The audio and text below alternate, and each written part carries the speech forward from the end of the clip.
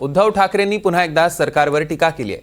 जर तुम्ही विरोधी पक्षनेतेपद देत नसाल तर उपमुख्यमंत्रीपद रद्द करा अशी मागणी उद्धव ठाकरेंनी केली आहे। उपमुख्यमंत्रीपद कायदेशीर नाही असं उद्धव ठाकरेंनी म्हटलं तर ईव्हीएमच्या माध्यमातून निवडणूक जिंकण्याचा प्रयत्न सुरू आहे असाही आरोप उद्धव ठाकरेंनी सत्ताधाऱ्यांवर केला।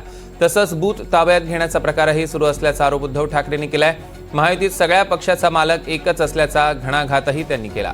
मातोश्रीवर उद्धव ठाकरेंच्या उपस्थितीत अनेकांचा पक्षप्रवेश सोहळा पार पडला। यावेळी उद्धव ठाकरेंनी सरकारवर घणाघात केलाय। कारण विरोधी पक्षनेते पद हे त्यांनी द्यायलाच पाहिजे, त्याबद्दल आम्ही पहिल्याच अधिवेशनामध्ये मला वाटतं पहिल्याच अधिवेशनामध्ये मागणी केली होती।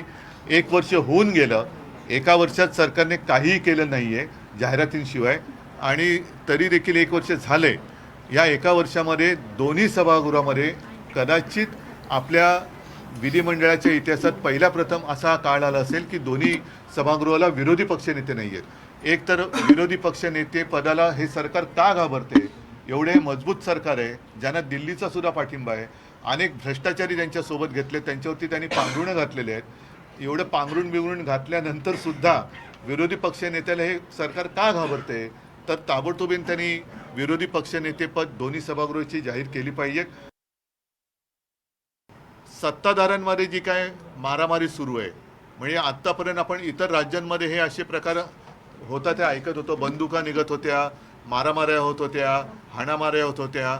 आता बूथ कॅप्चरिंगच्या ऐवजी अख्खी निवडणूक कॅप्चर करण्याचा हा उद्योग सुरू झालेला आहे।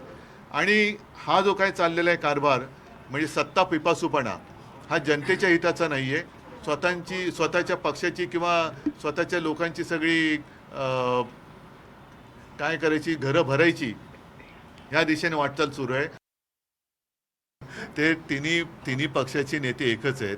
महायुती म्हणून जे काय ते नावाला त्यांची नावं आणि निशाणे वेगळ्या जरी असल्या तरी त्या त्यांच्या सगळ्या बी टीम आहेत, आणि मी तर असं म्हणेन की त्यांचा मालिक एक आहे।